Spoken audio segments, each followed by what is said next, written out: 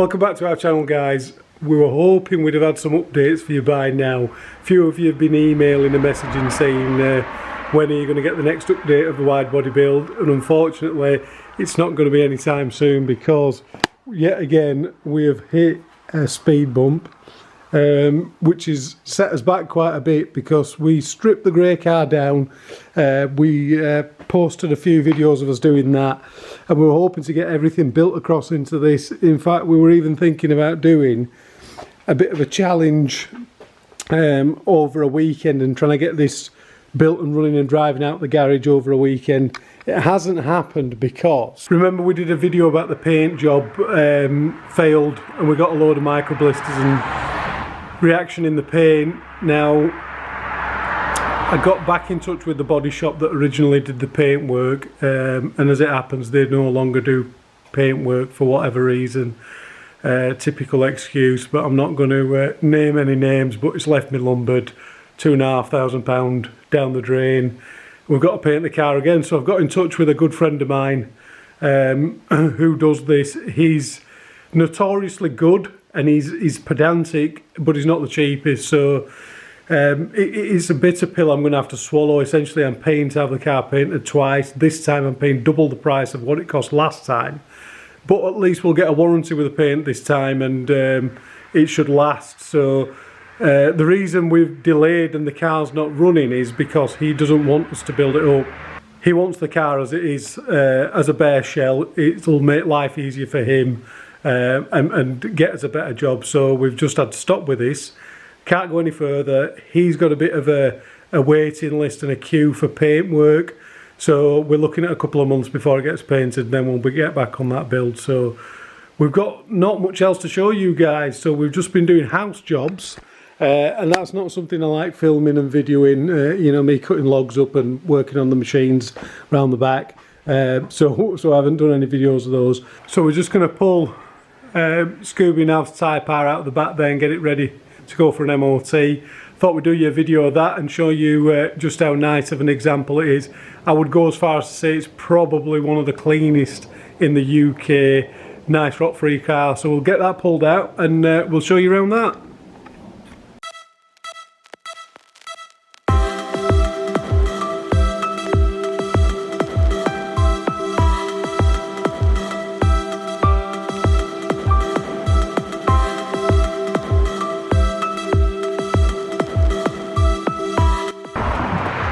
It's a highly dangerous shot because if I miss and hit the Subaru, I'm going to fall down. I'm going to one shot it into the bin. You ready? Straight in.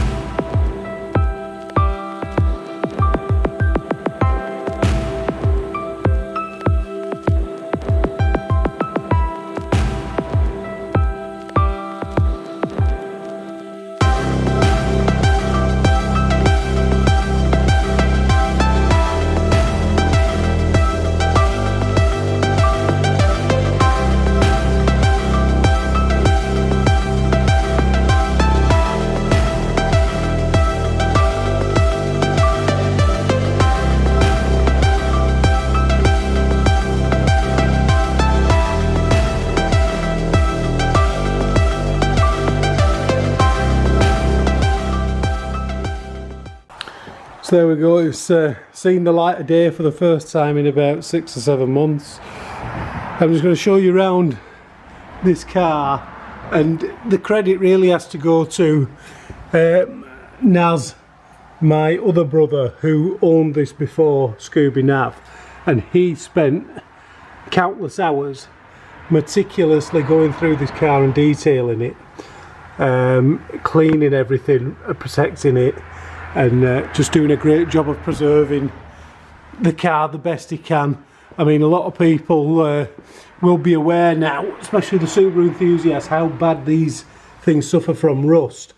So you can just see how exceptional this one is, and that's because when it was imported into Japan, sorry, when it was imported in from Japan, it hadn't been in the UK long before Naz got his hands on it and basically went through and protected it all, and it's really paid dividends, because you can see how well it stayed. Now don't get me wrong, the car doesn't do a lot of miles, but regardless, I'm just going to try and show you under here. I've not got a lot of light, but you get the idea of how clean this thing is.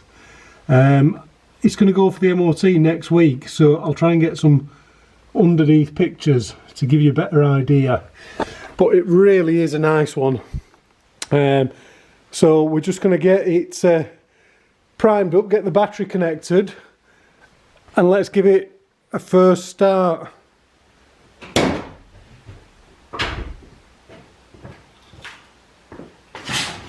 With me.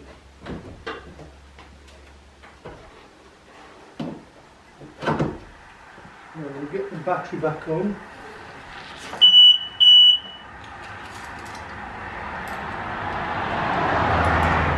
First thing, usual, what I always do, pull the cam sensor off and spin it over so we've got oil pressure, and then we're not starting it up with no protection there at all.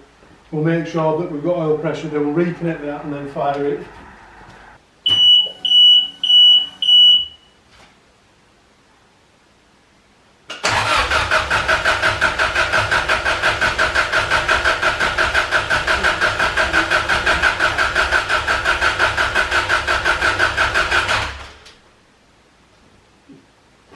Right, we've got oil pressure there now. Let's reconnect the cam sensor. Let's get a fire up.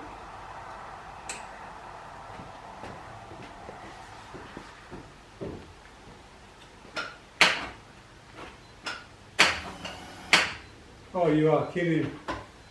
Well, that sounds like the starter motor has got an issue.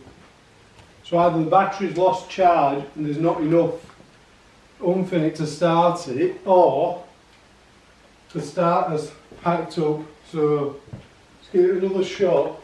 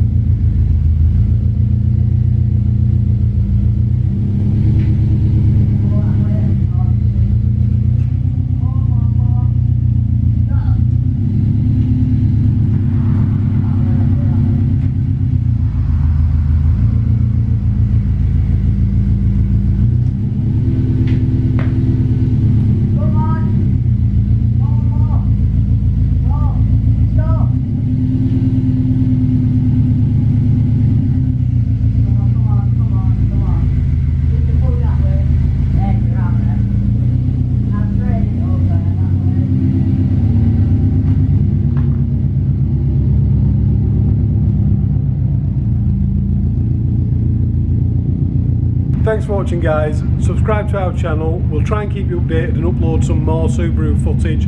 Hopefully we can get that car painted in sooner rather than later and start building that back up. We're going to leave you with a walk around of this Type R now. See you next time. Bye.